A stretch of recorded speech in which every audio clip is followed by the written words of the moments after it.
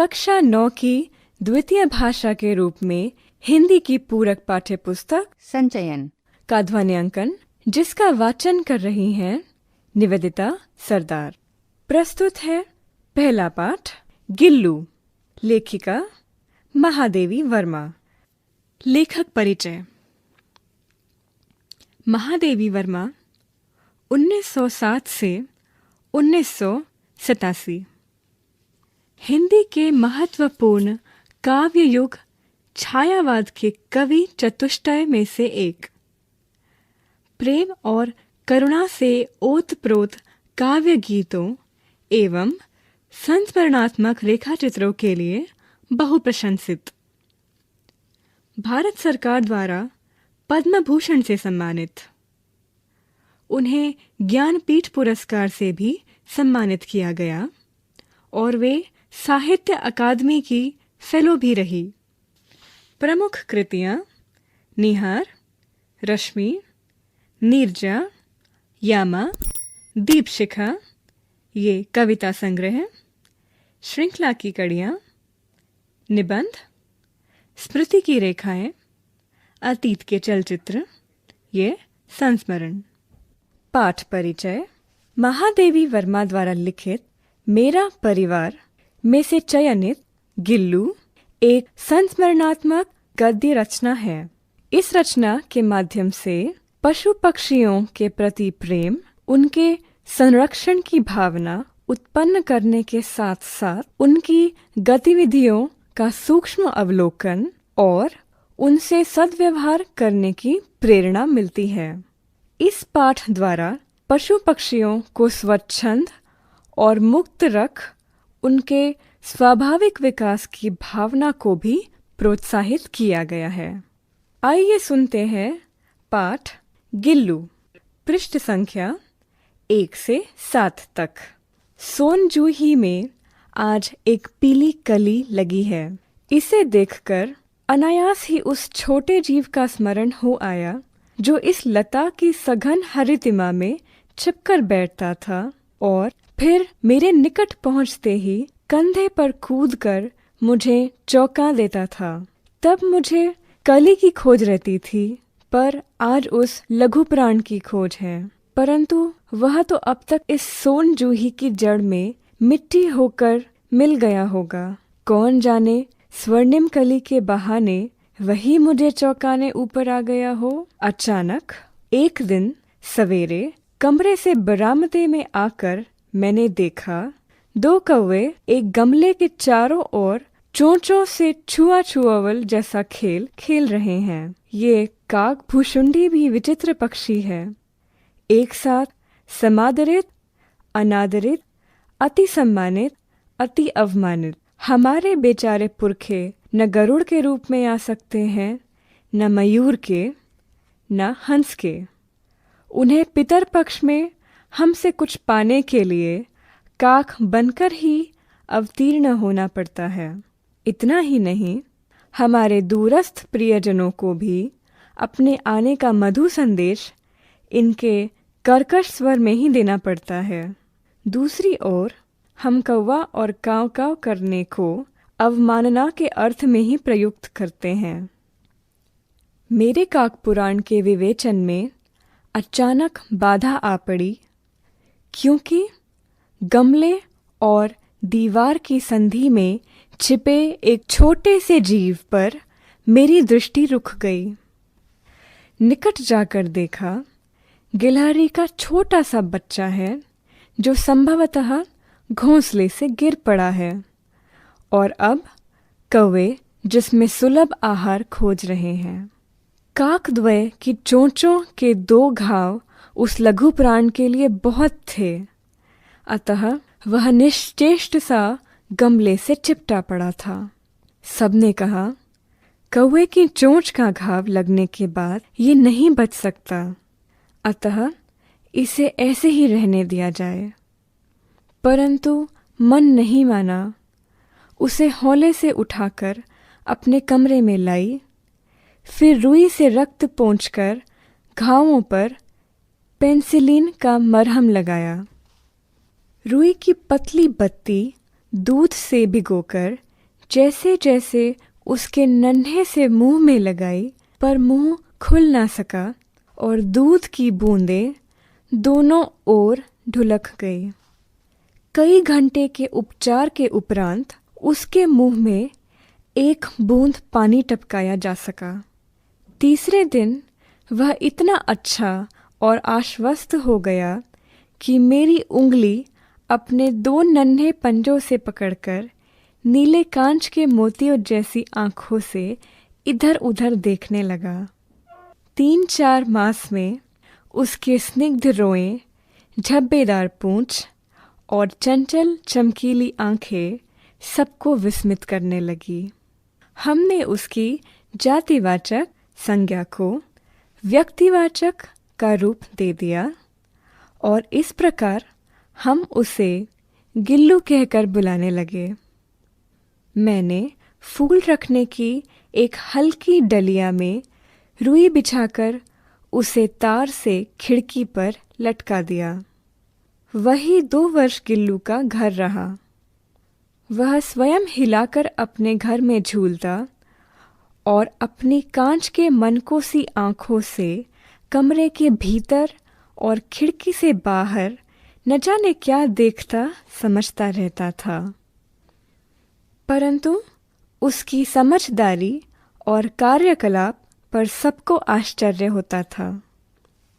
जब मैं लिखने बैठती तब अपनी ओर मेरा ध्यान आकर्षित करने की उसे इतनी तीव्र इच्छा होती थी कि उसने एक अच्छा उपाय खोज निकाला। वो मेरे पैर तक आकर सर्र से पर्दे पर चढ़ जाता और फिर उसी तेजी से उतरता।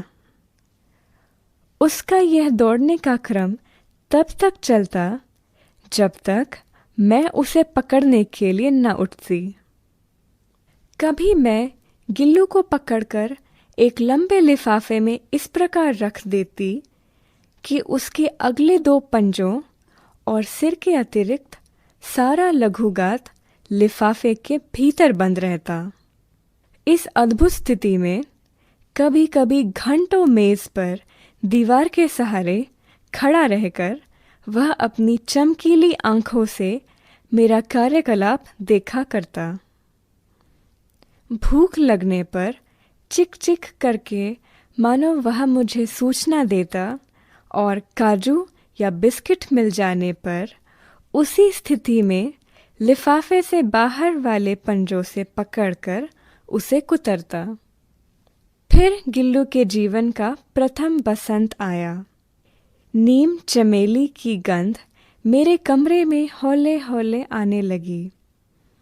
बाहर की गिलहरियाँ खिड़की की जाली के पास आकर चिक चिक करके न जाने क्या कहने लगी। गिल्लू को जाली के पास बैठकर अपनेपन से बाहर झांकते देखकर मुझे लगा कि इसे मुक्त करना आवश्यक है। मैंने कीले निकालकर जाली का एक कोना खोल दिया और इस मार्ग से गिल्लू ने बाहर जाने पर सचमुच ही मुक्ति की सांस ली। इतने छोटे जीव को घर में पले कुत्ते बिल्लियों से बचाना भी एक समस्या ही थी। आवश्यक कागज पत्रों के कारण मेरे बाहर जाने पर कमरा बंद ही रहता है। मेरे कॉलेज से लौटने पर जैसे ही कमरा खोला गया और मैंने भीतर पैर रखा, वैसे ही गिल्लू अपने जाली के द्वार से भीतर आकर मेरे पैर से सिर और सिर से पैर तक दौड़ लगाने लगा। तब से यह नित्य का क्रम हो गया। मेरे कमरे से बाहर जाने पर गिल्लू भी खिड़की की खुली जाली की राह बाहर चला जाता और दिन भर गिलहरियों के झुंड का नेता बन हर डाल पर उछलता कूदता रहता और ठीक 4 बजे वह खिड़की से भीतर आकर अपने झूले में झूलने लगता। मुझे चौंकाने की इच्छा उसमें न जाने कब और कैसे उत्पन्न हो गई थी। कभी फूलदान के फूलों में छिप जाता, कभी पर्दे की चुन्नट में और कभी सोन जूही की पत्तियों में।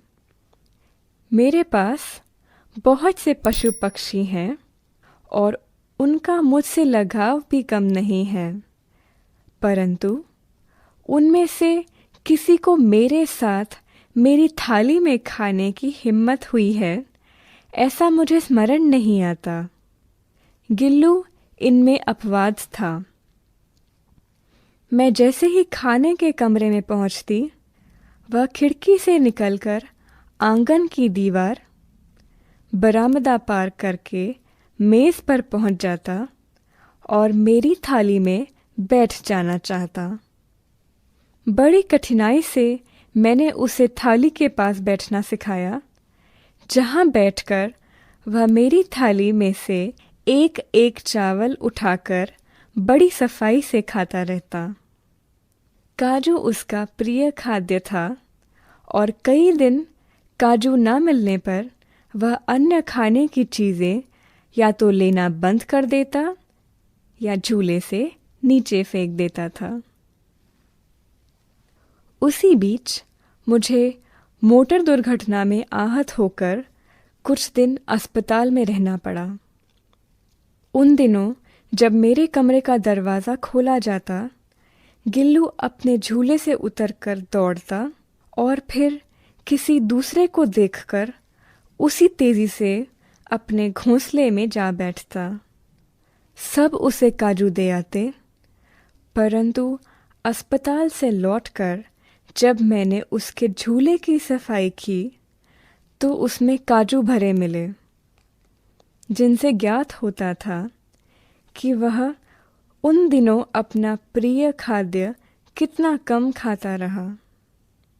मेरी अस्वस्थता में वह तकिए पर सिरहाने बैठकर अपने नन्हे नन्हे पंजों से मेरे सिर और बालों को इतने हौले हौले सहलाता रहता कि उसका हटना एक परिचारिका के हटने के समान लगता। गर्मियों में जब मैं दोपहर में काम करती रहती तो गिल्लू न बाहर जाता न अपने झूले में बैठता। उसने मेरे निकट रहने के साथ गर्मी से बचने का एक सर्वथा नया उपाय खोज निकाला था। वह मेरे पास रखी सुराही पर लेट जाता और इस प्रकार समीप भी रहता और ठंडक में भी रहता। गिलहरियों के जीवन की अवधि 2 वर्ष से अधिक नहीं होती, अतः गिल्लू की जीवन यात्रा का अंत आ ही गया। दिन भर उसने न कुछ खाया न बाहर गया। रात में अंत की यातना में भी वह अपने झूले से उतरकर मेरे बिस्तर पर आया और ठंडे पंजों से मेरी वही उंगली पकड़कर हाथ से चिपक गया, जिसे उसने अपने बचपन की मरणासन्न स्थिति में पकड़ा था। पंजे इतने ठंडे हो रहे थे कि मैंने जागकर हीटर जलाया और उसे उष्णता देने का प्रयत्न किया, परंतु प्रभात की प्रथम किरण के स्पर्श के साथ ही वह किसी और जीवन में जागने के लिए सो गया। उसका झूला उतार कर रख दिया गया है और खिड़की की जाली बंद कर दी गई है, परंतु गिलहरियों की नई पीढ़ी जाली के उस पार चिक चिक करती ही रहती है और सोन जूही पर बसंत आता ही रहता है। सोन जूही की लता के नीचे गिल्लू को समाधि दी गई है, इसलिए भी कि उसे वह लता सबसे अधिक प्रिय थी, इसलिए भी कि उस लघुगात का किसी वासंती दिन जूही के पीताभ छोटे फूलों में खिल जाने का विश्वास मुझे संतोष देता है। शब्दार्थ सोनजूही। जूही पुष्प का एक प्रकार जो पीला होता है। अनायास अचानक। हरितमा हरियाली। लघु प्राण छोटा जीव। छुआछुअवल चुपके से छूकर छुप जाना और फिर छूना। समादरित विशेष आदर। अनादरित आदर का अभाव, तिरस्कार। अवतीर्ण प्रकट। कर्कश कटु, कानों को न भाने वाली। काकद्वय दो कौवे। निश्चेष्ट बिना किसी हरकत के। आश्वस्त निश्चिंत। स्निग्ध चिकना। विस्मित आश्चर्यचकित। लघुगात छोटा शरीर। अपवाद सामान्य नियम को बाधित या मर्यादित करने वाला। खाद्य भोजन। घोंसले नीड़, रहने की जगह। परिचारिका सेविका। मरणासन्न जिसकी मृत्यु निकट हो, मृत्यु के समीप पहुंचा हुआ। उष्णता गर्मी। पीताभ पीले रंग का। बोध प्रश्न। प्रश्न संख्या 1। सोनजूही में लगी पीली कली को देख लेखिका के मन में कौन से विचार उमड़ने लगे? प्रश्न संख्या 2।